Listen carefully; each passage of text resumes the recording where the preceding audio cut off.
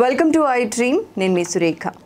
Intermediate exams అయిపోయాయి, ఎంసెట్ రాశారు, ranks వచ్చేసాయి. అయితే ఇప్పుడు కౌన్సిలింగ్ కోసం అందరూ కూడా ఎదురు చూస్తూ ఉన్నారు. కౌన్సిలింగ్ డేట్స్ ఎప్పుడు ఆల్రెడీ రిలీజ్ చేశారు. మరి కౌన్సిలింగ్కి వెళ్ళేటప్పుడు ఏ సర్టిఫికేట్స్తో రెడీగా ఉండాలి, కాలేజ్ సెలెక్షన్స్లో ఎంత జాగ్రత్తగా ఉండాలి, ఎలా సెలెక్ట్ చేసుకోవాలి, వెబ్ కౌన్సిలింగ్ పెడుతున్న వాళ్ళు ఎంత జాగ్రత్తగా ఉండాలి, చేయకూడని మిస్టేక్స్ ఏంటి, ఇలాంటి కన్ఫ్యూజన్స్ బోల్డ్ అని ఉన్నాయి కదా, ఇటు పిల్లల్లోనూ ఉన్నాయి, ఇటు పేరెంట్స్లోనూ ఉన్నాయి. అయితే వాటి గురించి ఇవాళ డీటెయిల్డ్గా తెలుసుకుందాం. మనతో పాటు ఉన్నారు ప్రముఖ కెరియర్ కౌన్సిలర్ దినేష్ కుమార్ గారు. వారితో మాట్లాడదాం. నమస్కారం అండి. నమస్తే అండి. సార్, ఇంటర్మీడియట్ రిజల్ట్స్ అయిపోయాయి, ఎంసెట్ రాశారు, ర్యాంక్స్ వచ్చేసాయి. ఇప్పుడు ఇన్నాళ్ళు పడిన టెన్షన్ ఒక ఎత్తు, ఇప్పుడు ఇంకొక ఎత్తు. సార్, కాలేజ్ సెలెక్షన్ విషయంలో చాలా జాగ్రత్తగా ఉన్నారు, చాలా భయాలు కూడా ఉన్నాయండి. సో కౌన్సిలింగ్ డేట్స్ గురించి, కౌన్సిలింగ్కి వెళ్ళేటప్పుడు ఈ కన్ఫ్యూజన్స్లో ఏమైపోతుంది అంటే సర్టిఫికేట్స్ లాస్ట్ మినిట్లో వెతుక్కుంటూ ఉంటారు సార్. సో ఒక్కసారి ఆ చెక్ లిస్ట్ రిమైండ్ చేస్తారా సార్ మా వాళ్ళ కోసం? ఎస్, మీరు అన్నట్టు ఆల్రెడీ ఎంసెట్ ర్యాంక్స్ వచ్చాయి. ఈ సంవత్సరం ఎంసెట్ ర్యాంక్కి కౌన్సిలింగ్కి మధ్య ఆల్మోస్ట్ 1 month గ్యాప్ ఉంది. సో ఒక విధంగా చెప్పాలంటే స్టూడెంట్స్కి ఇది ఒక వరమే. ఎందుకంటే తొందరగా కౌన్సిలింగ్ ఉంటే కొన్ని సర్టిఫికేట్స్ మిస్ అయ్యే అవకాశం ఉంటుంది. వాళ్ళు ఎలాంటి ఇన్ఫర్మేషన్ లేకుండా వాళ్ళకి తెలియని ఏదో ఒక కాలేజ్ని, తెలియకుండా ఏదో ఒక కోర్స్ని ఎంచుకునే అవకాశం ఉంటుంది. సో సమయం ఎక్కువగా ఉండటం వల్ల వాళ్ళకి ఇంజనీరింగ్ కాలేజీల మీద పూర్తి అవగాహన వస్తుంది. కౌన్సిలింగ్కి వెళ్ళే సమయంలో ఏ సర్టిఫికేట్ కూడా మిస్ అవ్వకుండా తీసుకుని వెళ్ళగలుగుతారు. సో ముందుగా మీరు అడిగినట్లు ఎంసెట్ కౌన్సిలింగ్కి ఈ సంవత్సరం నుంచి దాని పేరు ఈఏపీ సెట్ కౌన్సిలింగ్కి ముఖ్యంగా తీసుకెళ్లాల్సిన సర్టిఫికేట్స్ ఏవైతే ఉన్నాయో, నెంబర్ 1 ఎంసెట్ ర్యాంక్ కార్డ్, దాని తర్వాత EAMCET hall ticket, rank card first rank card, hall ticket, దాని తర్వాత SSC marks memo, okay SSC mark list, yes intermediate marks memo, okay and 6th class నుంచి ఇంటర్మీడియట్ వరకు study certificates, 6th నుంచి intermediate వరకు ప్రతి year ది తీసుకోవాలి. ఎవ్రీ ఇయర్ ది స్టడీ కండక్ట్ అండ్ బోనోఫైడ్, ఇది మాత్రం తప్పనిసరిగా అందరూ తీసుకెళ్ళాలి. ఎందుకంటే ఒక స్టూడెంట్ లోకల్ క్యాండిడేటా కాదా అనే విషయం ఈ సర్టిఫికేట్స్ ఆధారంగానే తెలుస్తుంది. నెక్స్ట్ ఇన్కమ్ సర్టిఫికేట్, ఎవరైనా స్టూడెంట్ ఫీజు రియంబర్స్మెంట్ క్లెయిమ్ చేసుకోవాలి అనుకుంటే ఇన్కమ్ సర్టిఫికేట్ తీసుకెళ్ళాలి.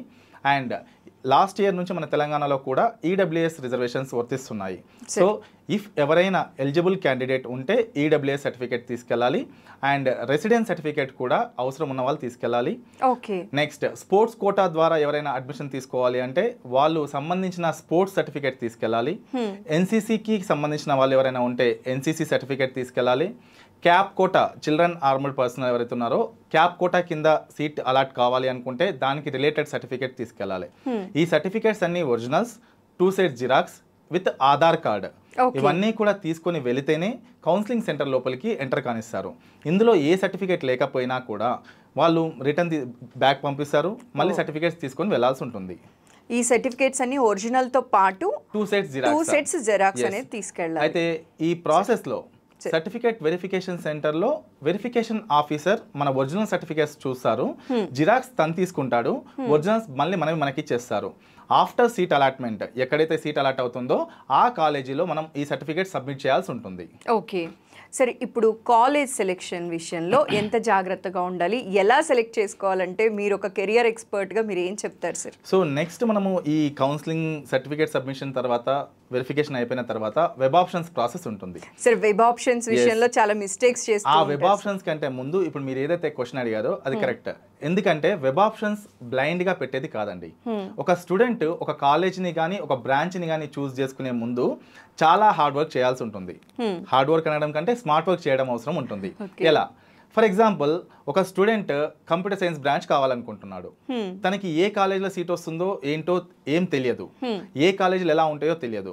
సో ఈ 1 month మనం చేయాల్సింది ఏంటంటే ఇంటి దగ్గర హోంవర్క్ చేయాలి. ఎలా?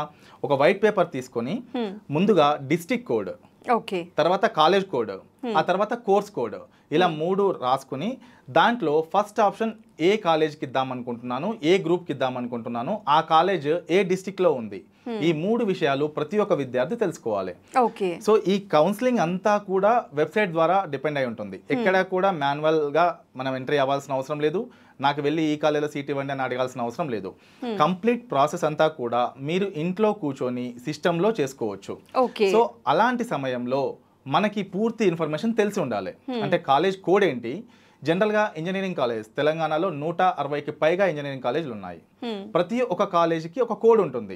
For example Osmania university campus ఉంది, దాని కోడ్ వచ్చేసి OUCE. Okay. JNTU campus code JNTH, CBIT college code CBIT. ఇలా ప్రతి ఒక్క కాలేజ్కి 4 లెటర్లతో ఒక కోడ్ ఉంటుంది. నెంబర్ 1. Number 2, district. చాలా మంది ఏమనుకుంటుంటారు, JNTU కూకట్పల్లి హైదరాబాద్లో ఉంది అనుకుంటాము, కానీ అది వచ్చేసి మేడ్చల్ జిల్లాలో ఉంది. ఫర్ ఎగ్జాంపుల్ మనం వెబ్ ఆప్షన్స్ పెట్టుకునే సమయంలో ఓన్లీ హైదరాబాద్ సెలెక్ట్ చేసుకుంటే JNTU కూకట్పల్లి కనిపించదు.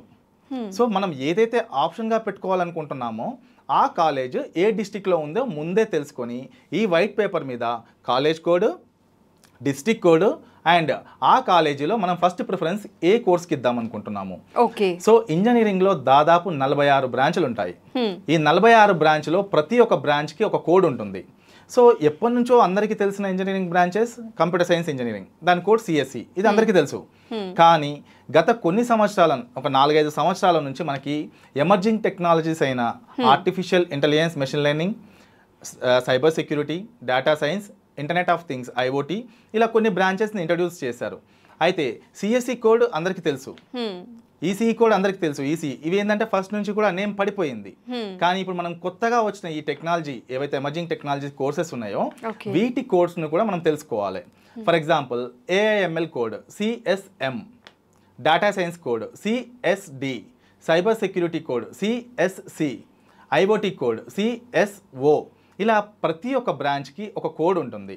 ఇవన్నీ కూడా మనకి మన TS MSET గత సంవత్సరం దాకా TS MSET, ఈ సంవత్సరం నుంచి అది TG EAP సెట్, TGEAPset.nic.in. ఇది మనకి MSETకి సంబంధించిన, EAP సెట్కి సంబంధించిన అఫీషియల్ వెబ్సైట్. ఎందుకు మనం MSET అది అలవాటు అయిపోయింది. సో EAP సెట్ అనేది కొత్తగా వచ్చింది కాబట్టి, అంతకుముందు engineering, agriculture, medicine common entrance test, ఎప్పుడైతే మెడిసిన్ నీట్ కిందకి వెళ్ళిపోయినదో అప్పటి నుంచి దీని పేరు EAP సెట్గా మార్చేశారు, engineering, agriculture, pharmacy common entrance test. So ఈ స్టూడెంట్ ఫస్ట్ ఈ వర్క్ చేసిన తర్వాత ఒక పేపర్ మీద రాసుకున్న తర్వాత పేపర్ మీద ఎలా రాయాలి, ప్రియారిటీ అంటే నాకు ఫస్ట్ ఆప్షన్ ఏ కాలేజ్ కావాలో అదే రాసుకోవాలి. అలా కాకుండా మనం ఇష్టం వచ్చినట్టు రాసేసి రేపు ఆప్షన్స్ కూడా సిస్టంలో ఎలా పడితే అలా పెట్టేస్తే మనం ఫస్ట్ ఆప్షన్ ఏదైతే పెట్టామో అందులో మనకు వచ్చే అవకాశం ఉంటే అక్కడే సీట్ అలాట్ అయిపోతుంది. ఆ కింద మనం ఎన్ని ఆప్షన్స్ పెట్టినా కూడా సిస్టమ్ కన్సిడర్ చేయదు. సో ఈ వెబ్ కౌన్సిలింగ్ యొక్క ఉద్దేశం ఏంటంటే స్టూడెంట్ ప్రియారిటీని బట్టి తనకి ఫస్ట్ ఆప్షన్ ఏ కాలేజ్లో కావాలి, సెకండ్ ఆప్షన్ ఏ కాలేజ్లో కావాలి, థర్డ్ ఆప్షన్ ఏ కాలేజ్లో కావాలి, ఇలా మన ప్రియారిటీ బేస్ చేసుకునే ఆప్షన్స్ పెట్టుకునే సమయంలో ఫస్ట్ రాలేదు సిస్టమ్ సెకండ్ ఆప్షన్కి వెళ్తుంది, అది రాలేదు థర్డ్ ఆప్షన్కి వెళ్తుంది, అది రాలేదు ఫోర్త్ ఆప్షన్కి వెళ్తుంది, అది వచ్చే అవకాశం ఉంది. సో ఆ ఫోర్త్ ఆప్షన్ ఏదైతే ఉందో అది మనకి సీట్ అలాట్ అయిందని ఒక మెసేజ్ వస్తుంది. ఇఫ్ ఒకవేళ బై మిస్టేక్ స్టూడెంట్ కనుక ఫస్ట్ ఆప్షన్ మంచిగా పెట్టాడు, సెకండ్ ఒక 10 ఆప్షన్స్ బాగా పెట్టాడు, 11th ఆప్షన్ అనుకోకుండా బై మిస్టేక్ ఏదో ఒక చిన్న కాలేజీలో తనకి ఇష్టం లేని బ్రాంచ్ని అక్కడ ఆప్షన్గా పెట్టాడు, మళ్ళీ 12th నుంచి మంచిగా పెట్టాడు. సో 11th ఆప్షన్ అక్కడ ఉంది కాబట్టి అక్కడే సీట్ అలాట్ అయిపోతుంది. సో ప్రియారిటీ ఇంపార్టెంట్ కాబట్టి మనం ఆప్షన్స్ పెట్టిన తర్వాత సెకండ్ పైన ఉన్న ఫస్ట్ సెకండ్ కంటే బెటరా కాదా, థర్డ్ పైన ఉన్న 2 థర్డ్ కంటే బెటరా కాదా, ఫోర్త్ పైన ఉన్న 3 ఫోర్త్ కంటే బెటరా కాదా, ఇలా కంపేర్ చేసుకుంటే మనకి టాప్ నుంచి లీస్ట్ వరకు వస్తుంది. అయితే ఈ ఆప్షన్స్ ఏ ప్రాతిపదికన పెట్టాలి? చాలా మందికి డౌట్ ఏంటంటే ఇంటర్మీడియట్ వరకు వాళ్ళకి కొన్ని ఒక సెలెక్టెడ్ 4-5 కాలేజీలు ఉంటాయి కాబట్టి బ్లైండ్గా ఒక దగ్గరికి వెళ్ళిపోతారు. కానీ ఇంజనీరింగ్లో 163 పైన కాలేజీలు, అందులో మళ్ళీ ప్రైవేట్ యూనివర్సిటీలు, గవర్నమెంట్ యూనివర్సిటీలు, అటానమస్ కాలేజెస్, నార్మల్ కాలేజెస్, ఇన్ని రకాల ఇన్స్టిట్యూట్స్ ఉండి దాదాపు 46-47 బ్రాంచెస్ ఉండడం వల్ల పేరెంట్తో పాటు స్టూడెంట్ కూడా కన్ఫ్యూజ్ అవుతుంటాడు. సో ఒక కాలేజీని ఎంచుకునే క్రమంలో ఈ వెబ్ ఆప్షన్స్ పెట్టుకునే క్రమంలో ముందుగా స్టూడెంట్ చూడాల్సింది ఆ కాలేజ్ యొక్క ఫెసిలిటీస్. చాలా మంది విద్యార్థులు ప్లేస్మెంట్స్ ఒక్కటి మాత్రమే చూసుకుని ఆ కాలేజ్కి వెళ్తుంటారు. ప్లేస్మెంట్స్ అనేది ఎప్పుడు కూడా పారామీటర్ కాదండి. ఎందుకు పారామీటర్ కాదు అంటే ఈరోజు ప్రతి ఒక్క కంపెనీ ప్రతి కాలేజ్కి ఒక వెబ్ లింక్ పంపిస్తుంది, మీ కాలేజ్లో ఉన్న స్టూడెంట్స్ అందరూ రిజిస్టర్ అవ్వమని చెప్పి. ఇఫ్ ఒకవేళ ఆ కాలేజీలో క్వాలిటీ స్టూడెంట్స్, క్వాలిటీ ఎడ్యుకేషన్ ఉంటే తను ఎక్కడ చదివినా కూడా సెలెక్ట్ అవుతాడు. కానీ ఇక్కడ జరిగే మిస్టేక్ ఏంటంటే ఒక కాలేజ్ని ఎంచుకునే క్రమంలో మొదటగా ప్లేస్మెంట్స్కే ప్రయారిటీ ఇస్తున్నారు. ఓకే, పేరెంట్స్ అయినా స్టూడెంట్స్ అయినా మొదటి ప్రయారిటీ ప్లేస్మెంట్స్ కాదండి, మొదటి ప్రయారిటీ ఫ్యాకల్టీ. అంటే ఫస్ట్ ప్రయారిటీ ప్లేస్మెంట్స్ ఇస్తున్న వాళ్ళందరూ కూడా ఇప్పుడు ఇక్కడ ఇది అలార్మింగ్ మెసేజ్, ఫ్యాకల్టీని చూసుకోవాలి ఫస్ట్. ఇప్పుడు ఈవెన్ ఐఐటి ఈరోజు 2 days బ్యాక్ పేపర్లో కూడా వచ్చింది, ఐఐటీస్లో కేవలం 50% మంది మాత్రమే ప్లేస్మెంట్స్కి రిజిస్టర్ అయ్యారు. అందులో 30% ఆఫ్ స్టూడెంట్స్కి ప్లేస్మెంట్ రాలేదు. అంటే ప్లేస్మెంట్స్ అనేవి ఒక రెసిషన్ వల్ల వస్తుంటాయి పోతుంటాయి, బట్ సబ్జెక్ట్ నాలెడ్జ్ ఒకసారి వస్తే అది లైఫ్ టైం అట్లనే ఉండిపోతుంది. బట్ ఆ సబ్జెక్ట్ నాలెడ్జ్ రావాలి అంటే క్వాలిటీ ఎడ్యుకేషన్ కావాలి. క్వాలిటీ ఎడ్యుకేషన్ కావాలి అంటే ఒక మంచి గుర్తింపు పొందిన అక్రిడిషన్స్ ఉందిన కాలేజ్ని ఎంచుకోవాలి. సో ఆటోమేటిక్గా కాలేజ్ మంచిదైతే ప్లేస్మెంట్స్ ఆటోమేటిక్గా వస్తాయి. అయితే ఒక కాలేజ్ని ఎంచుకునే క్రమంలో మనం ఫస్ట్ చూడాల్సింది ఆ కాలేజ్ యొక్క స్టాండర్డ్స్ ఏ విధంగా ఉన్నాయి. మరి స్టాండర్డ్స్ ఏ విధంగా తెలుస్తాయి? మనం గూగుల్లో కొడితే గూగుల్ సెర్చ్ ఇంజిన్ ఆప్టిమైజర్ ద్వారా ఎవరు అమౌంట్ ఎక్కువ ఇస్తే ఆ కాలేజ్ టాప్ అని చూపిస్తుంది.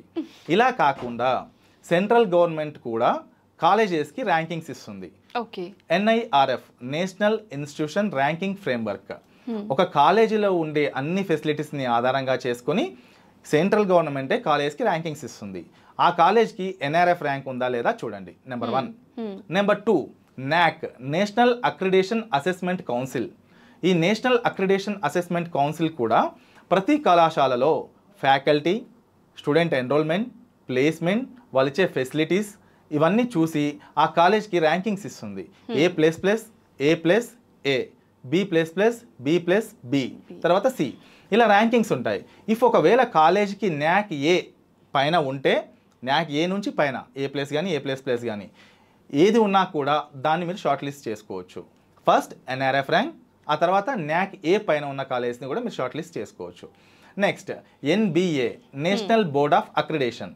ఇప్పుడు NAC అక్రిడేషన్ అనేదేమో కాలేజ్ మొత్తానికి ఉంటుంది, NBA అక్రిడేషన్ అనేది ఆ కాలేజ్లో ఉన్న బ్రాంచ్కి ఉంటుంది, పర్టికులర్ బ్రాంచ్కి. ఫర్ ఎగ్జాంపుల్ ఒక కాలేజీలో 10 బ్రాంచెస్ ఉంటాయి, అన్ని బ్రాంచెస్ మంచిగా పర్ఫామ్ చేయవు, కొన్ని మంచిగా పర్ఫామ్ చేసి ఉంటాయి. ఫర్ ఎగ్జాంపుల్ ఒక కాలేజీలో 10 బ్రాంచ్లో కేవలం CSE, ECEకి మాత్రమే NBA అక్రిడేషన్ ఉండొచ్చు. సో మనం ఏదైతే కాలేజ్ని ఆప్షన్గా పెట్టుకుందాం అనుకుంటున్నామో ఆ కాలేజీలో ఆ బ్రాంచ్కి NBA అక్రిడేషన్ ఉందా లేదా చూడండి. So NRF rank, NAC accreditation, NBA accreditation.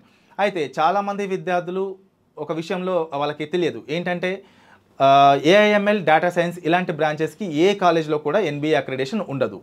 ఎందుకంటే ఒక బ్యాచ్ వెళ్ళిపోవాలి, ప్లేస్మెంట్స్ రావాలి. ఇవన్నీ మనకి స్టార్ట్ అయింది 3-4 years బ్యాకే, ఇంకా బ్యాచ్ వెళ్ళిపోలేదు కాబట్టి ఈ ఎమర్జింగ్ టెక్నాలజీస్కి NBA అక్రిడేషన్ ఉండదు. మిగతా పాత branches ECE, CSE, civil, mechanical, EEE వీటన్నింటికి కూడా అక్రిడేషన్స్ ఉంటాయి. So NRF rank, NAC accreditation, NBA accreditation ఈ 3తో పాటు మీరు ప్రత్యక్షంగా ఆ కళాశాలని విజిట్ చేయాలి ఆప్షన్ పెట్టుకునే ముందు. సో మనం 100 ఆప్షన్స్ ఏం పెట్టాం, ఒక 50-40 ఆప్షన్స్ పెడతాం, మనకు టైం ఉంది. ఈ సెలెక్టెడ్ కాలేజ్లో ఏమైనా డౌట్ అనిపిస్తే ఇది ఒక ప్రత్యక్షంగా మీరు ఆ కాలేజ్కి వెళ్ళి చూడండి. ఎందుకు చెప్తున్నాను, అంత అవసరమా, చూడాల్సినంత అవసరం ఉందంటారా? ఇది మీ అబ్బాయి కానీ అమ్మాయి కానీ లైఫ్. ఇంటర్మీడియట్ అనేది ఎర్లీ స్టేజ్, దాని తర్వాత గోల్డెన్ స్టేజ్ ఏంది, ఇంటర్మీడియట్ తర్వాత వాళ్ళు ఏ కోర్స్ చూస్ చేసుకుంటారు, ఏ కాలేజీలో చదువుతారో అది గోల్డెన్ స్టేజ్. ఈ గోల్డెన్ స్టేజ్లో వాళ్ళు తీసుకున్న డెసిషన్ మీదనే వాళ్ళ రిమైనింగ్ లైఫ్ డిపెండ్ అయి ఉంటుంది. ఈ రోజు కనుక మనము కళాశాల చూడకుండా, అక్కడ ఉన్న ఫ్యాకల్టీ గురించి తెలుసుకోకుండా, బ్లైండ్గా ఎవరో వెళ్తున్నారని చెప్పేసి మనం వెళ్ళడం వల్ల భవిష్యత్తులో మనం ప్రాబ్లమ్స్ ఫేస్ చేసి ఉండొచ్చు. ఫర్ ఎగ్జాంపుల్ ఒక అబ్బాయి రూరల్ బ్యాక్గ్రౌండ్ నుంచి హైదరాబాద్కి వస్తాడు, తనకి ఇక్కడ ఎలాంటి రిలేటివ్స్ ఎవరూ లేరు, కాలేజీలో హాస్టల్ ఉంటే బాగుంటుంది, తను ఎక్కడో ఇంటి దగ్గర ఉండే ఆప్షన్గా పెట్టుకున్నాడు, హాస్టల్ లేదు, ఇప్పుడు తను ఎక్కడ ఉండాలి, బయట రూమ్ తీసుకొని ఉండాలి. ఇంటర్మీడియట్ అయిపోయిన తర్వాత ఒక స్టూడెంట్ రూమ్ తీసుకొని ఉండడం అనేది అంత సెక్యూరిటీ కాదు. ఎందుకంటే అట్లీస్ట్ 1-2 years తనకి ఇంజనీరింగ్ ఎడ్యుకేషన్ మీద అవగాహన రావాలి. కొత్త కాబట్టి తను చెడిపోకుండా ఉండటానికి క్యాంపస్ హాస్టల్లో ఉంటే బాగుంటుంది. సరే మన రిలేటివ్స్ ఉన్నా, మన ఇల్లున్నా, డే స్కాలర్గా పోతే ప్రాబ్లం లేదు. కానీ మీ పేరెంట్స్ ఏమో ఊర్లో ఉంటారు, నువ్వు ఒక్కడివి ఇక్కడ ఉంటావు, ఏం చేస్తున్నావు ఏంటి మానిటరింగ్ అనేది ఉండదు సరిగ్గా. సో ఆప్షన్ పెట్టుకునే ముందే మన రిక్వైర్మెంట్స్ ఏమైతే ఉన్నాయో, హాస్టల్ కావాలా, లేదంటే మీరు చిన్నప్పటి నుంచి స్పోర్ట్స్లో బాగా ఉన్నారు, అగైన్ మళ్ళీ ఇంజనీరింగ్కి వచ్చినాక కూడా స్పోర్ట్స్ కావాలి అనుకుంటే ఆ కాలేజీలో స్పోర్ట్స్ ఫెసిలిటీస్ ఉన్నాయా, మీరు ఎన్సీసీ ఎన్ఎస్ఎస్ లాంటి యాక్టివిటీస్లో చాలా యాక్టివ్గా ఉన్నారు, మీరు ఏదైతే కాలేజీలో జాయిన్ అవుతున్నారో ఎన్సీసీ ఎన్ఎస్ఎస్ ఉందా, ఇవన్నీ చూసుకొని అప్పుడు మనము షార్ట్ లిస్ట్ చేసుకోవాలి. ఏదైతే మనము పేపర్ మీద రాసుకుంటున్నామో college code, course code, district code అనుకుంటున్నామో ఆ ప్రియారిటీ అట్లీస్ట్ ఒక 100 ఆప్షన్స్ రాసుకొని రెడీగా పెట్టుకున్న తర్వాత జూన్ 27వ తారీఖు నుంచి మన కౌన్సిలింగ్ ప్రాసెస్ స్టార్ట్ అవుతుంది. సర్టిఫికేట్స్ ఏమేమి కావాలో మనం తెలుసుకున్నాం, నెక్స్ట్ ఈ కాలేజ్ ఎలా చూస్ చేసుకోవాలో తెలుసుకున్నాం. దీని తర్వాత నెక్స్ట్ స్టెప్ జూన్ 27వ తారీఖు నుంచి కౌన్సిలింగ్ స్టార్ట్ అవుతుంది. జూన్ 27వ తారీఖు నుంచి కౌన్సిలింగ్ స్టార్ట్ అయ్యే టైంలో ఈ కౌన్సిలింగ్ అనేది మనకి టోటల్గా 5 స్టెప్స్ ఉంటుందండి. Okay sir. ఒకప్పుడు 2009 కంటే ముందు కౌన్సిలింగ్ అనేది మాన్యువల్, అంటే మనమే కౌన్సిలింగ్ సెంటర్ దగ్గరికి వెళ్ళి అక్కడ ఉన్న టీవీలో వేకెన్సీ రిపోర్ట్ చూసి మనకి నచ్చిన కాలేజ్ని సెలెక్ట్ చేసుకొని డబ్బులు కట్టేసి వచ్చేవాళ్ళం. బట్ ఇప్పుడు అలా పరిస్థితి లేదు. 2009 నుంచే కంప్లీట్గా వెబ్ బేస్డ్ కౌన్సిలింగ్, అంటే సిస్టమ్ ద్వారానే మనం కౌన్సిలింగ్ చేస్తాము. ఈ కౌన్సిలింగ్ ప్రాసెస్లో ఇంతకుముందు మనం చెప్పినట్టు tgeepcet.nic.in ఈ వెబ్సైట్ లోపలికి వెళ్ళిన తర్వాత ఫస్ట్ స్టెప్ వచ్చేసి ప్రాసెసింగ్ ఫీ పే చేయడము. ఓకే. ప్రాసెసింగ్ ఫీ అంటే ఈ కౌన్సిలింగ్ అంతా government Telangana state council of higher education చేస్తుంది కాబట్టి మనము ప్రాసెసింగ్ ఫీ పే చేయాలి. ఇది ఫస్ట్ స్టెప్. ప్రాసెసింగ్ ఫీ ఎంత ఉంటుంది?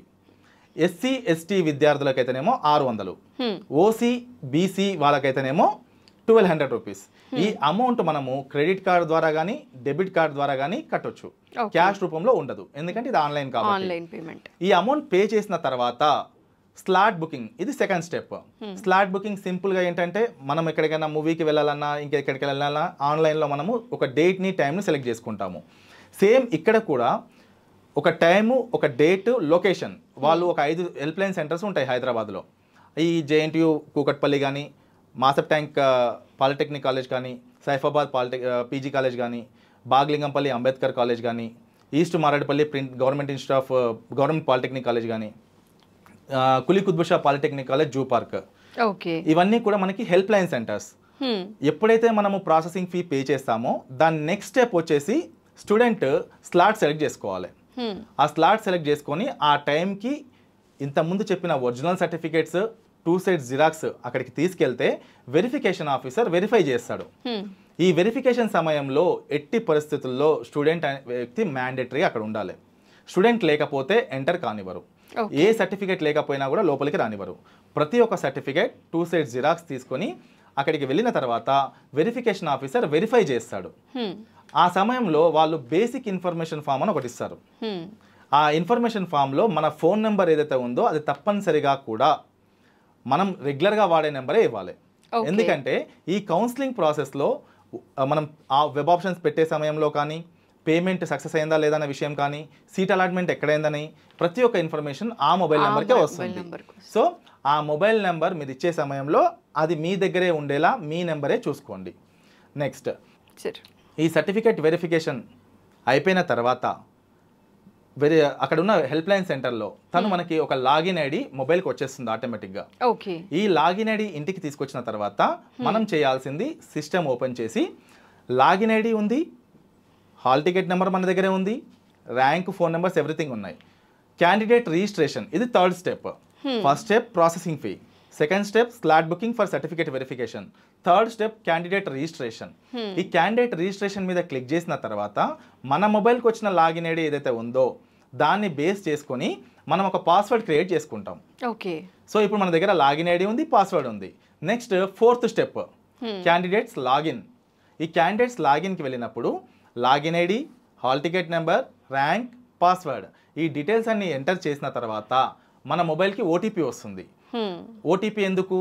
ఈ 1 టైం పాస్వర్డ్ అనేది మిస్యూజ్ చేయకుండా, మీకు తెలియకుండా ఎవరైనా ఆప్షన్స్ చేంజ్ చేస్తారనే విషయంతో ఎలా అయితే మనం బ్యాంకింగ్ ట్రాన్సాక్షన్స్కి ఓటీపీ వాడతామో సేమ్ ఇక్కడ కూడా ఓటీపీ వస్తుంది. ఆ ఓటీపీ ఎంటర్ చేస్తే కానీ మీరు వెబ్ ఆప్షన్స్ పెట్టుకోవడానికి ఎంట్రీ ఉండదు. ఆ ఓటీపీ ఎంటర్ చేసిన తర్వాత డిస్ట్రిక్ట్స్ కనపడతాయి, తెలంగాణలో ఉన్న అన్ని జిల్లాలు కనపడతాయి. మీకు ఏ డిస్ట్రిక్ట్ కావాలి అంటే ఆ డిస్ట్రిక్ట్ని సెలెక్ట్ చేసుకుంటే ఆ డిస్ట్రిక్ట్లో ఉన్న కాలేజెస్ మనకి అపేర్ అవుతాయి. అక్కడ బాక్సెస్ ఉంటాయి. ఫర్ ఎగ్జాంపుల్ నేను హైదరాబాద్, రంగారెడ్డి, మేడ్చల్ ఈ 3 జిల్లాలు సెలెక్ట్ చేసుకున్నా. ఈ 3 జిల్లాలో ఉన్న కాలేజీలు అక్కడ కనిపిస్తున్నాయి. నా first option Osmania university campus, college code OUCE, దాని పక్కనే నా ఫస్ట్ ఆప్షన్ సిఎస్సికి ఇద్దాం అనుకుంటున్నాను. సిఎస్సి కింద ఏదైతే బ్లాంక్ బాక్స్ ఉంటుందో అక్కడ నా ప్రియారిటీ 1 కాబట్టి నెంబర్ 1 అని టైప్ చేస్తా.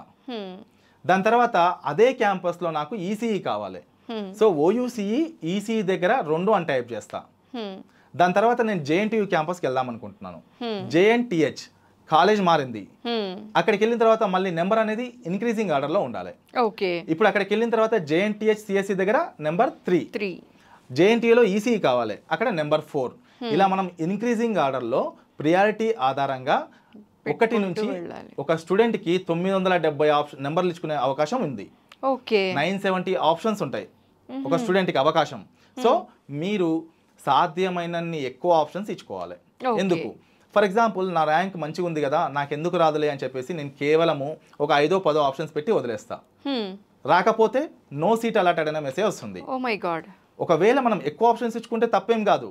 ఫర్ ఎగ్జాంపుల్ మనము ఇచ్చిన 50లో 14 ఆప్షన్ వచ్చేది ఉంటే 14 దగ్గర ఆగిపోతుంది, ఆ కిందికి వెళ్ళదు ఇంకా.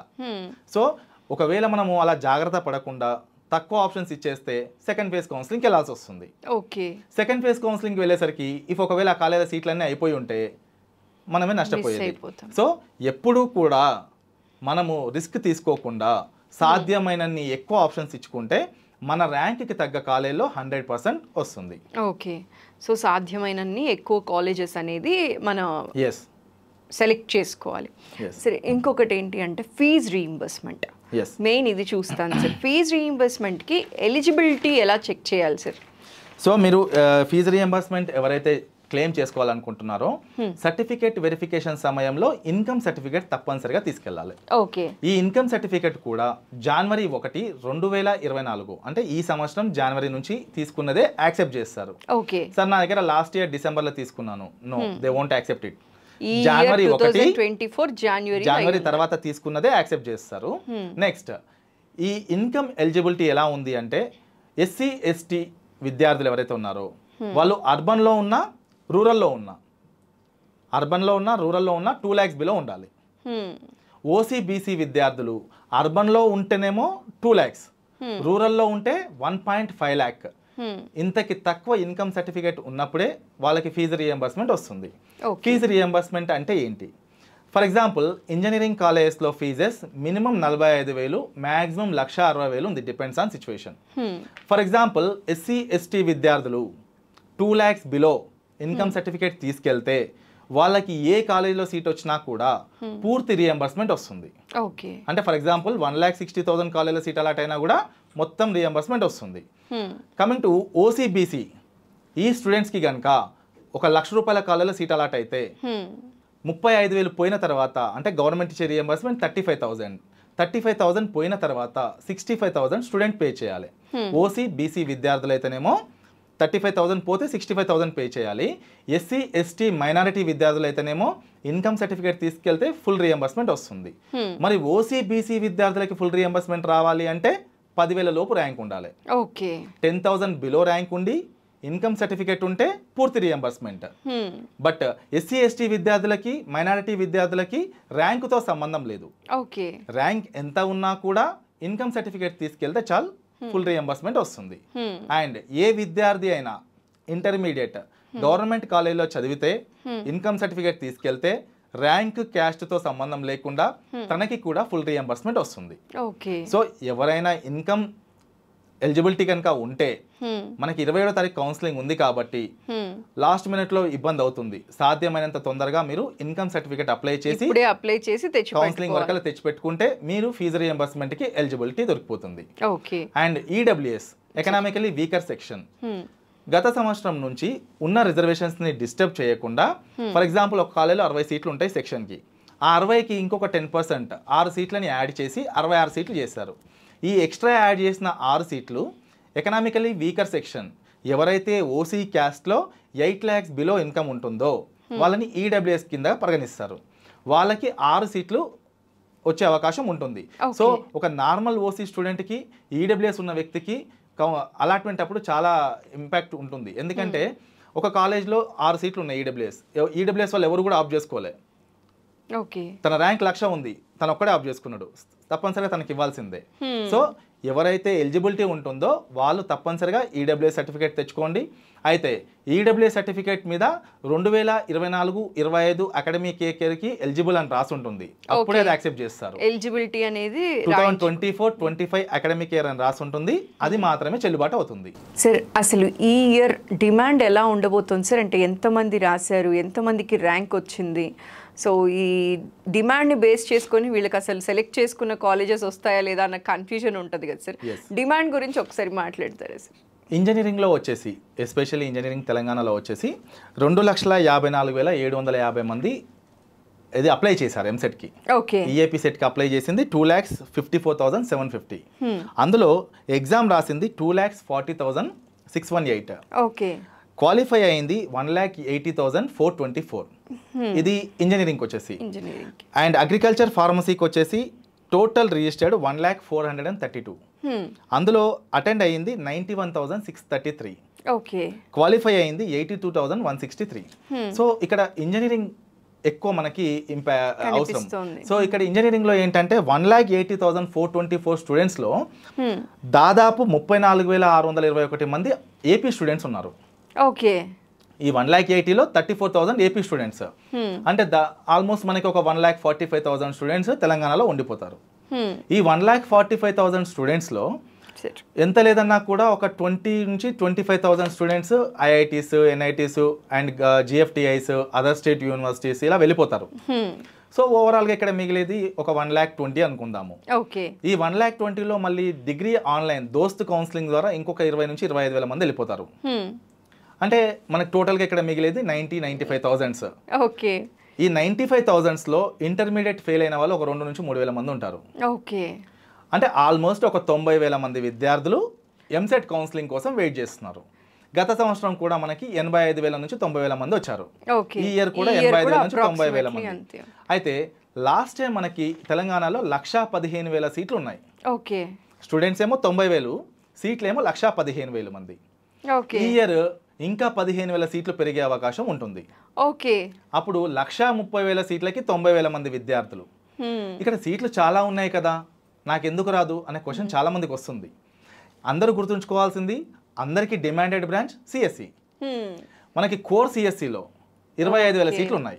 మనకు కావాల్సిన స్ట్రీమ్ వస్తుందా లేదా అనేది పాయింట్. ఇప్పుడు 90,000 మంది ఎంసెట్కి వస్తున్నారు. 1,40,000 మంది, ఆల్మోస్ట్ 1,60,000 మంది ఇంజనీరింగ్ ఆస్పిరెంట్స్ ఉన్నారు. సీట్లు మాత్రం ఇంజనీరింగ్లో కంప్యూటర్ సైన్స్లో కోర్ సిఎస్సిలో దాదాపు 25,000 సీట్లు ఉన్నాయి. కోర్ సిఎస్సి కాకుండా ఎమర్జింగ్ టెక్నాలజీస్లో ఇంకొక 20,000 సీట్లు, అంటే దగ్గర దగ్గర 50,000 సీట్లు మనకి కంప్యూటర్ సైన్స్లో ఉన్నాయి.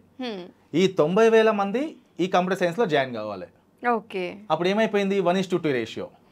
90,000 మంది 50,000 సీట్లు. ఇది కంప్యూటర్ సైన్స్ దగ్గరికి వచ్చేసరికి అంటే కంప్యూటర్ సైన్స్ డిమాండ్ ఏమో 1:2లో ఉంది. అదే మనము ఈసీఈ దగ్గరికి వెళ్తే చాలా తక్కువ మంది ఆఫ్ చేసుకుంటున్నారు కాబట్టి మేబీ 1:1 ఉండొచ్చు, పెట్టిన ప్రతి ఒక్కరికి రావచ్చు. అండ్ ఎలక్ట్రికల్, మెకానికల్, సివిల్ అయితే లాస్ట్ ఇయర్ 40,000, 50,000, 60,000 ర్యాంకులు వచ్చినా కూడా టాప్ 20 కాలేజ్లో వచ్చింది. అయితే చాలా మంది చేసే మిస్టేక్ ఏంటంటే ఈ డిమాండ్ అనాలిసిస్ని తెలుసుకోకుండా నాకు వచ్చేసేదిలే అనే ఓవర్ కాన్ఫిడెన్స్తోని తక్కువ ఆప్షన్స్ పెట్టుకొని నో సీట్ అలాటెడ్ అని వచ్చింది. లాస్ట్ ఇయర్ 6,500 ర్యాంక్ అబ్బాయి నా ర్యాంక్కి ఎందుకు రాదు అని చెప్పేసి ఓన్లీ 3 కాలేజీలో ఆప్షన్ పెట్టి వదిలేశాడు. తనకి నో సీట్ అలాటెడ్ అనే మెసేజ్ వచ్చింది. సో ఇది మాత్రం ఖచ్చితంగా స్టూడెంట్స్ అందరూ గుర్తుపెట్టుకోవాల్సిన విషయం. మన ర్యాంక్ ఎంత ఉన్నా కూడా మీరు రిస్క్ తీసుకోవద్దు. సాధ్యమైన ఎక్కువ ఆప్షన్స్ పెట్టుకోవాలి. దానికి ఏం ఛార్జెస్ ఉండవండి. ఒకవేళ మనం తక్కువ ఆప్షన్స్ పెట్టుకుంటే నో సీట్ అలాటెడ్ అని వస్తే సెకండ్ ఫేజ్ కౌన్సిలింగ్కి వెళ్ళాలి. అప్పటి వరకు సీట్లు అయిపోయి ఉంటే అనవసరంగా మీరు ఇబ్బంది పడాల్సి ఉంటుంది.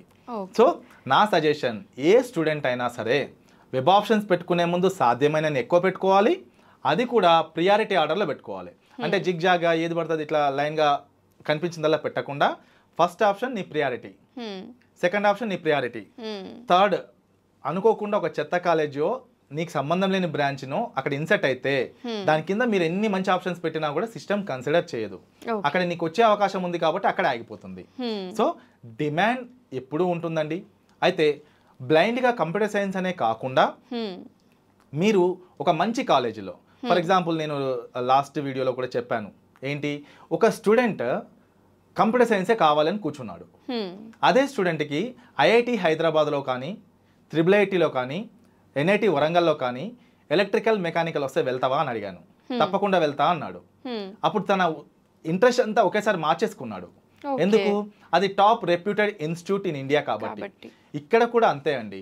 నిజంగా డిమాండ్ ఉంది కదా అని చెప్పేసి సిఎస్సి లాంటి బ్రాంచ్ ఇంతకుముందు మనం మాట్లాడుకున్న NBA, NAC, NRF ఇలాంటి ఏ అక్రిడేషన్ లేని కాలేజీలో జాయిన్ అవ్వడం కంటే మంచి కాలేజీలో కోర్ బ్రాంచ్కి వెళ్ళినా తప్పులేదు. ఎందుకంటే మీరు ఏ టాప్ క్యాంపస్ అయినా తీసుకోండి, కోర్ బ్రాంచ్ తీసుకుంటే మీకు మేజర్ మీరు తీసుకున్న ఎలక్ట్రికల్ ఇంజనీరింగా, కెమికలా, సివిలా, మెకానికలా ఉంటుంది. మైనర్ డిగ్రీ ఏ స్టూడెంట్ అయినా సరే కంప్యూటర్ సైన్స్ చదువుకోవచ్చు. అంటే మనకి సిఎస్సి డైరెక్ట్గా వెళ్తే వచ్చే అవకాశం లేదు కాబట్టి అదే పెద్ద క్యాంపస్లో మీరు చదువుకోవాలి అనుకుంటే ఇన్స్టెడ్ ఆఫ్ సిఎస్సి కోర్ బ్రాంచెస్కి వెళ్ళండి. కోర్ బ్రాంచెస్ చూస్ చేసుకుంటే ఫర్ ఎగ్జాంపుల్ 4 years తర్వాత ఏ విధంగా ఉంటుంది market we don't know. Recession వల్ల మొత్తం జాబ్స్ అన్ని కంప్యూటర్ సైన్స్లో పోతే మీ దగ్గర కోర్ బ్రాంచ్ అయిన ఎలక్ట్రికలా, మెకానికలా, సివిలా ఉంది. అవి ఎప్పుడు కూడా డిమాండెడ్ బ్రాంచెసే. సో అట్ సైడ్ వెళ్ళిపోవచ్చు. అండ్ మైనర్ డిగ్రీ మన కంప్యూటర్ సైన్స్ ఉంటుంది కాబట్టి నిజంగా డిమాండ్ ఉంటే కంప్యూటర్ సైన్స్ వెళ్ళొచ్చు. సో అలాంటి కోర్సెస్కి స్కోప్ ఎక్కువ. కంప్యూటర్ సైన్స్ లాంటి బ్రాంచ్ సింగిల్ వెళ్తూ ఉంటాము. మంచి కాలేజ్ అయితే ఓకే.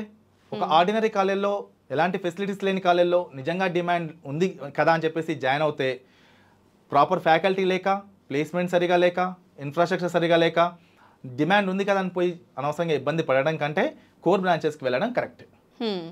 ఇఫ్ ఒకవేళ కాలేజ్ మంచిదైతే. ఓకే, సింపుల్ గా చెప్పాలంటే ఇన్వర్టెడ్ కామర్స్ లో పెట్టుకొని మరి చూసుకోవాలి కాలేజ్ మంచిది. సింపుల్ గా చెప్పాలంటే if the college is good any branch is good. If the college is bad top most average అప్పుడు మీరు డిమాండ్ ఉన్న బ్రాంచ్కి వెళ్ళండి. Okay clear sir. అసలు ఈ ఒక్క వీడియో చూస్తే చాలు సార్, అసలు కౌన్సిలింగ్కి వెళ్ళే వాళ్ళకి కావాల్సిన ఇన్పుట్స్ అన్నీ కూడా క్లియర్ కట్గా అర్థమైపోతుంది. సో కాలేజ్ ఎలా సెలెక్ట్ చేసుకోవాలి అన్న కన్ఫ్యూజన్స్ అన్నీ కూడా క్లియర్ అయిపోతాయి sir. Thanks for your valuable time అండి. Thank you. నమస్కారం సార్. Thank you.